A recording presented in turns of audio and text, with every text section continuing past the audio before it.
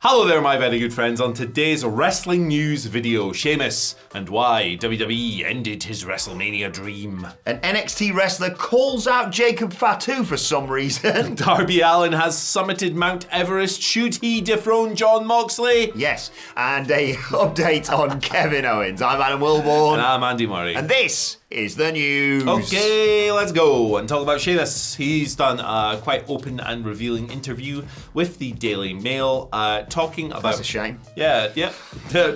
So is him missing out on his WrestleMania dream. Yeah. Talking about missing WrestleMania, being gutted about it, and actually a pitch that he made that was turned down.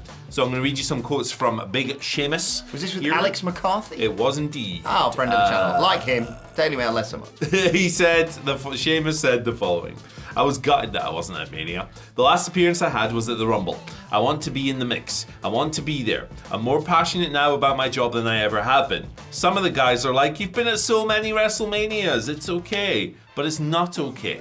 I love what I do. I love going out there in front of a crowd. I love putting on banger after banger. I love that intensely. He continued a little bit before saying, I don't want to miss anything. I don't want to miss a WrestleMania. It was tough. I'm not going to lie. It was really, really hard. So the match at WrestleMania that you imagine he would have pitched to be involved in was the 4-way for the IC title. Braun Breaker lost the belt to Dominic Mysterio in a match that also included Finn Balor and Penta. And it was a really good 4-way. Oh, yeah. It was really good stuff. But Sheamus basically confirmed that he pitched to be involved in IC title stuff. In fact, that's his exact quote, near enough. I had pitched to hopefully get in the Intercontinental title stuff again. They're probably tired about me talking about it, but that's the one title I have left to become the first ever Ultimate Grand Slam champion in WWE. He's won everything else.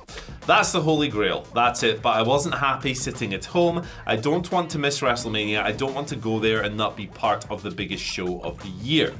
It's tough for me. I don't care. If you have the passion for what you do, you don't want to miss that. So, Sheamus, a guy who is obviously very comfortable in his position to be able to just come out and be really honest and stuff like that, but also a guy who doesn't want to sit and rest on his laurels. Yeah. He has had a very long, successful and acclaimed WWE career, but he still has goals, and I think that's really admirable. I think that's awesome.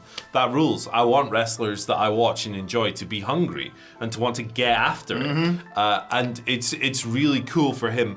He's been to the top of the mountain, brother. He's won multiple world titles. You know, some early in his career maybe didn't resonate as well as they should have. Won the Rumble? Yeah, exactly. He's won basically everything. But like as his career has progressed, I think a lot of people have kind of said, hey, maybe Sheamus is actually great. Not misjudged him. Yeah, since like, you know, he didn't have the easiest start as far as like fan reactions and stuff like that go. But I think people have just realized over the years that he was really underappreciated. And now, I mean, it's been the case for about 5 or 6 years now, so I'm a bit behind the curve with this one. But like now, everyone just accepts that Sheamus rocks. No, I agree. I don't know many people who dislike Sheamus, and you're right. In the last sort of 5 years, that feels like the right sort of time period. People have really grown to appreciate what that man's done. He did come up in a time where it was just like a generic heel character for John Cena to eventually overcome. I know he beat him to win the world title, but it was all kind of like, okay, and then on to the next one. You can be in the League of Nations or whatever. Yeah. You can come back and have a silly beard. And he did have this one babyface run at the top where the character was an asshole. Yeah. Like a total bully. Like, is that the ones where he kicked cats out of trees? Yeah, basically he'd spit on your face and smile, basically, and then... some moisturizer for you. Yeah, and then Triple H was like, not Triple H, Vince McMahon was like, cheer that! Yeah. Because Vince is a bully himself, and I thought that was a babyface trait. But he overcame all that. And look, also, name a bad Sheamus match. Yeah. Like, they're almost, I'm sure people will be able to, but without me looking it up, they're almost always rocking. Yeah, Brett might not be such a big fan of it, but he just kicked the crap out of his opponents. Yeah. It's a load of fun. Like, you look back on that triple threat with him, Drew, and Gunther from a year ago, 2 years ago. Gunther at Clash in the Castle as well. Yeah, oh my word. I wasn't being rude when you were talking there. I was genuinely just Googling when WWE are hitting Dublin as part of this summer tour of the UK and Ireland and what have you. It's SmackDown, so that doesn't work because of the US title and the IC title. So I was just thinking, I wonder if they were going to do a show there that you could do the title switch on. Because I agree actually. I think it was the right call for for him to miss WrestleMania. I completely get him not getting it. It's like people saying, "Oh, you've done loads of WrestleManias." It's like, you've been to loads of Champions League finals. Yeah, well, I want to be in more. Yeah, exactly. It's the best. I want to win stuff. Yeah, so I completely understand where he's coming from, but I also, for once, get where WWE's coming from. I think it was the right call not to put him in that match. A, because that's not the moment he wins it. He doesn't win it in a 4-way. He wins it in a singles match. Yeah, it shouldn't be in a silly 4-way. And it muddies the waters of Dominic Mysterio for me, because I think half the crowd would have been like, yeah, let's have this moment at WrestleMania. I think he's going to get a huge moment. He is going to win the IC title, barring any injuries, fingers crossed. Yeah. And I think it's got to be one of those ones. There's been a few recently. I think he fought for it on a Saturday night's main event against Braun, maybe. Yeah. I can't remember exactly what the scenario was. But every time I was like, well, not this, because I want it to be this big story. I don't necessarily need it to be career versus title, but you could factor that in, arguably, because it is this big moment for, let's be honest, a lesser title. It is one of those things he clearly wants to tick off. All the fans want him to do it as well. I want them to do a big build towards this. I don't want it to just be, you've won a qualifier for a 4-way. Yes, absolutely. It should be something that is built to with care and like, I personally, I wouldn't go down like the career route. Like, no, I think it's overkill, that, isn't it? And it tells you the result. Yeah, like 9 times out of 10, career versus title or whatever is very predictable. It'd be funny if he lost. Oh yeah, I don't want that to happen. Yeah, bye. See you later. Okay, I'm just retiring, lads. I'm done. I've got nothing left. There'll be a total U-turn on this interview, wouldn't it? Comes back, like Ezekiel. Comes back super tan. Yeah. There you go. There you go. And it's like. That stipulation is it's very hard to, in American wrestling, it's very hard to do that justice because it's believably, you have to believe that the person's going to retire for it to be invested in. And there are exceptions. I think actually a recent example of a really good one of this was the Fuego del Sol versus Atticus Cogar match in GCW, where it was career versus mask, and Fuego lost and he's reinvented himself as KJ Orso. So like it can work in spaces, but Sheamus couldn't be a different person now, though, could it? Yeah, exactly. I think it should be an ultimate babyface, valiant run to this title, and I think he should win it from a Gunther or like I wouldn't do him and Dom. Dom's a slippery little eel. I have an option. It's way down the line because I don't want him to drop the NXT title anytime soon. Obafemi. Yes, no, that's good. That's good. When it could be like the story could be this younger. Is he bigger than Sheamus? Got to be there or thereabouts, He's certainly bulkier. Yeah. This younger, more powerful guy, hungrier, no mileage on the clock. Can the old guard, the fighting veteran, beat the kind of the new powerhouse? It's a really compelling story. But I would like it a WrestleMania. Yeah. I think it deserves a big stage. Yeah, definitely. Or even if SummerSlam's in a stadium, boom, sometime, right? There's chances to do it. I think they will do it. I do think we're quite lucky to still have Sheamus performing at a high level. He's in his 40s. He's had lots of injury problems over the years. So it's great that he's still going out there killing it. I've said it a few times recently, but something I really enjoy is watching old guys kicking ass. Because it's really cool seeing your old favorites and how they adapt and stuff. Samoa Joe is a good example. Yes. For me. So I really enjoy Sheamus, and I hope they do it the right way, and I'm looking forward to it. Yeah, I agree.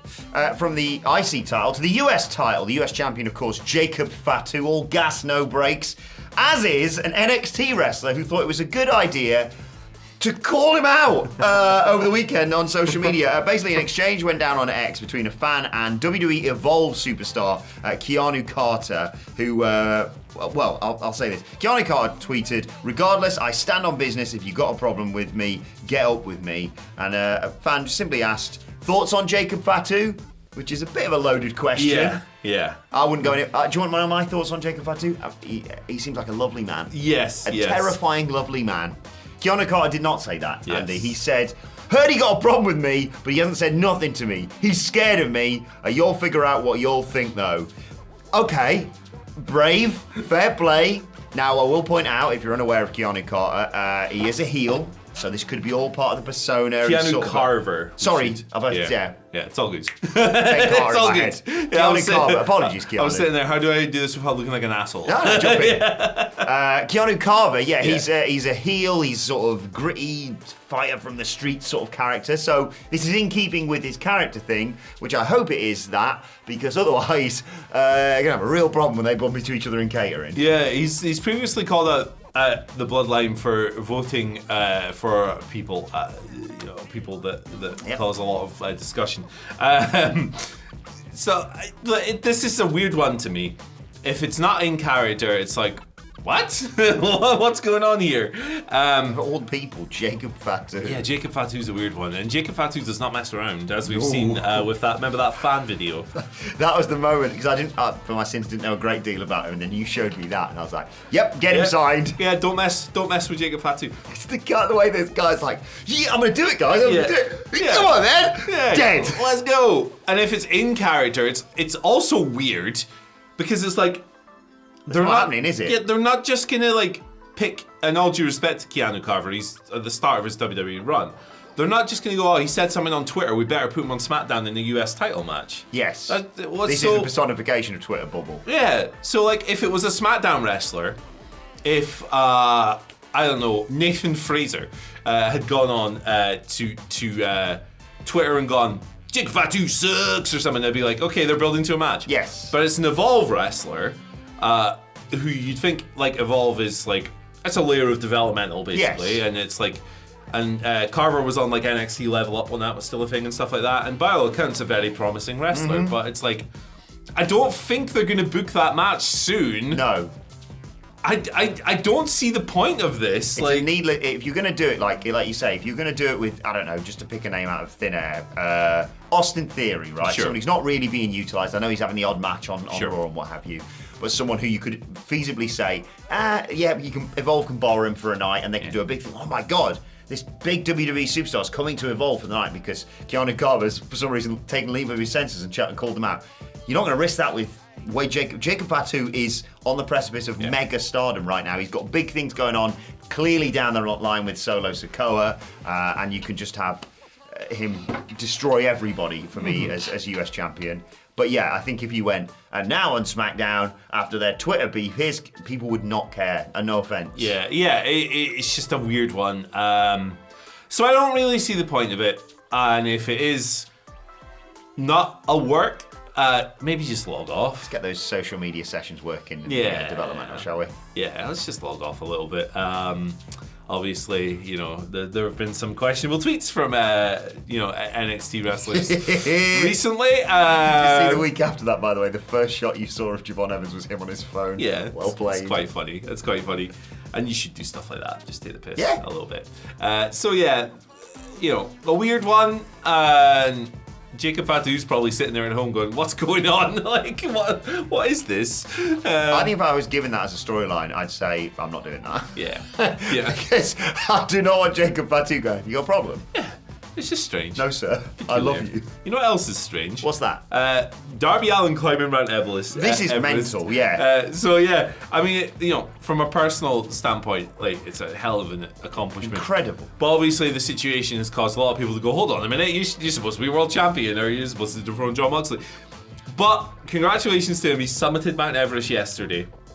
The post went up from Everest Chronicles. They posted that they summited at 8:50 a.m. local time. Early. They had, yeah.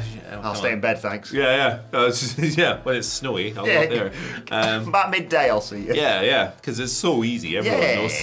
Everyone. There's a lift there, isn't there? there? Yeah, you ski down as well. It's fine. What's the issue? I did see a lot of people saying, "How's he getting down from Mount Everest?" Yeah. Did he do a kickflip on there as well? Yeah, he did. He did the highest kickflip ever. I love it. You got all this survival gear on your back. You got the Sherpas helping you. You take a skateboard. Okay. Yeah, no unnecessary weight. Got you. But yeah, Darby summited at the same time as a bunch of Sherpas. So it was Darby Allin, and like one of the Sherpas here summited Everest 24 times. Yeah, so one of the most dangerous jobs in the world, I think. Yeah, and actually, like, I'd recommend if you want a bit of like context for like Everest and the Sherpas and the work they do.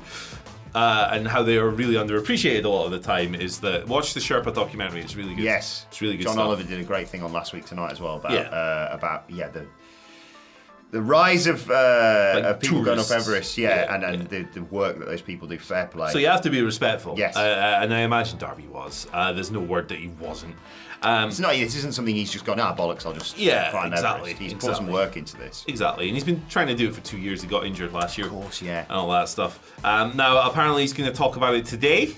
So there might be some words on it. That was reported by the same outlet, Everest Chronicles. I assume not great signal up on the top of that. No, it's probably quite hard to Hello? say. I've only got 2G. What am I doing with this? What am I doing with this? It's so bad you actually get like a C.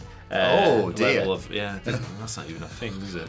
That doesn't exist. E, that's the thing we get, isn't it? When it's like, I've got a little bit of data. Yeah, you get an F. What's that? It's like halfway between. You get medium data. But so like the speculation has always been that AEW are waiting for him to do that, and then they're going to have him dethrone Jon Moxley.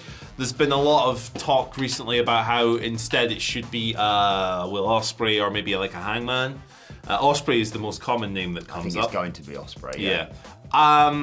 I think it's an interesting debate.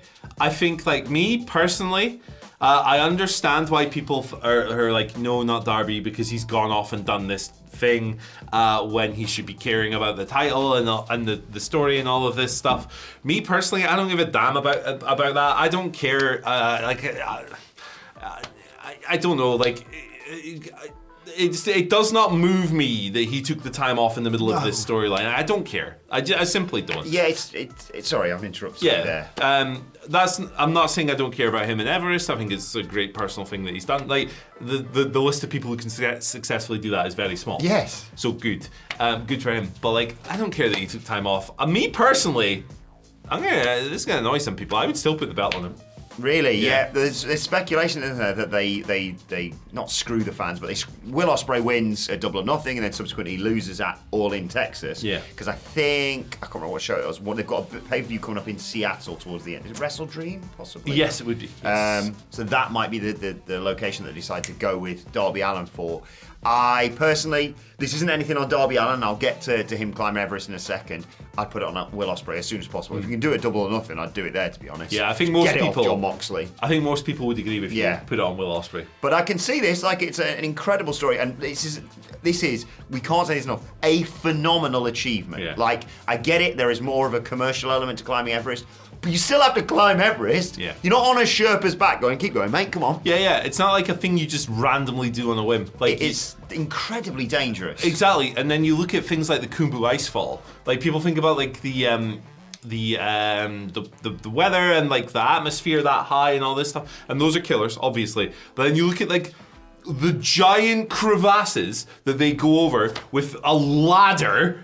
Put over it. Terrifying. It's crazy, and like the Sherpas go out there and set these ladders every single day because this thing moves, this ice fall, and they risk their lives doing that, and then people cross it, and it's like, man, it's an unbelievable feat, especially for the people who are, I mean, if you've done this more than once, wow. Yeah. But also, people are entitled to not care about Darby Allin doing Everest as well. Yeah, it shouldn't necessarily be a gateway to being a world champion. Yeah. It's just an amazing achievement. My dad went to Everest Base Camp a few years ago. Even that, I was like, you sure that's a good idea? Yeah, you sure about that, Chief? Lukla is the airport. It's one of the most dangerous airports in the world because it's just literally like, well, drive off a mountain edge and let's hope the engines are going. Yeah. Okay.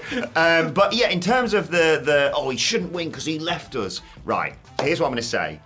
I think wrestlers should take more time off, personally. Go away so I can miss you. I'm not going to be annoyed at a wrestler, Hangman Page, for example, for going away and wanting to, spend time being a new dad and things like that. If you want to go away and, I don't know, have a special occasion with your partner, that's absolutely fine. If you want to go off and climb Everest, he's in the peak of his physical condition when he's not, jumping over houses and stuff right now. This is an incredible life achievement that's going to be with him forever, no matter what happens. At the end of the day, the AEW World title's not going anywhere. If he doesn't win it this year, he's probably going to win it within the next 2 or 3 years. He will win it at some point, yeah. So, I'd put it on Ospreay, not because of him leaving the company when they needed him most. I can't believe you left my favourite promotion for 3 months. But because I'd put it on Hangman Page just as much. Anyone but John Moxley, to be perfectly honest. But congratulations to Darby Allin, an amazing achievement. I didn't think it was going to be possible. Good for him. So absolutely fair play. Yeah, good for him. But and again, if you don't give it crap, I get it. I get it. Right, let's bring you an update on Kevin Owens. And there is no update. Yes, mixed emotions about this. Whenever you read the words Kevin Owens update, you get a little bit scared of what is the update that we're going to get. But Owens basically posted on social media that he doesn't have a surgery date yet. He said, "I've not had surgery, despite reports on the contrary. Still trying to figure out the best way to go about all this, what needs to be done. We're going to figure that out still. There was a lot of uncertainty, but hopefully in the next few weeks we get clarity, do the surgery, and then we go from there. I don't know what's happening with my neck, so we'll figure it out." This is, neck stuff, as we all know as wrestling fans, and I could name 5, 10, 15 wrestlers who have been affected or outright retired because of neck stuff. So you do not mess about with this and just go, bollocks, we'll just put you under some anaesthetic and see what it looks like when we get in there. This takes time. Understandably, they're being cautious with this because Kevin Owens, one of the biggest stars within WWE.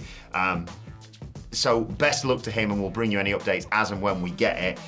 Also, over the weekend, Owens, as part of this, noted it's the 10-year anniversary of him debuting on Monday Night Raw, May 18th, 2015, challenging John Cena, of course. Well, not actually challenging John Cena, saying, I'm not challenging you, I'm the best. I'm the NXT champion. For my sins, I was not watching NXT at the time, so that was my first introduction to Kevin Owens in WWE, and I immediately fell in love with him. And they really, he beat John Cena in the first match, didn't he? He did, yeah. So fair play to him for that, and fingers crossed he gets better soon. He was also, by the way, promoting a fascinating sounding book called Fight Forever, The Ballad of Kevin and Sammy by JJ McGee. Yes. It's out at the start of this month. It sounds an amazing book. I might ask for this for my birthday. Each chapter focuses on a match involving the two longtime friends from Montreal and the story behind it. Sounds great. Go and read that book and send all your love to Kevin Owens. It's on my wish list.